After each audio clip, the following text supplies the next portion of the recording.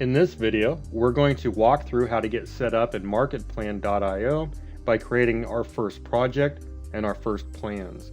So let's go ahead and start by coming over here to the project. Now, all a project is basically a file where you're able to keep different plans. A plan would be different clients, different products, etc. So let's go ahead and start. Click on the new project, give it a name.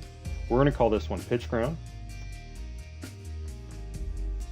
Click Create. Now, this has created the folder PitchGround, or a project. Now, what we want to do is create a plan within inside of the project. So go ahead and click on this button right here, this little plus button. Let's call this Product A. Create.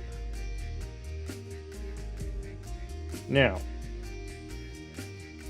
we have inside of our project, which is this folder, we have different plans. So let's go ahead and make a new plan. Let's go ahead and just clone that.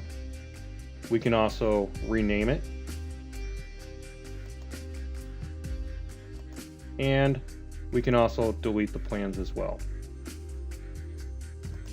If for any reason that you want to start over, you can also have the options for the actual project itself, where you can actually delete it, you can clone it, or you can rename it.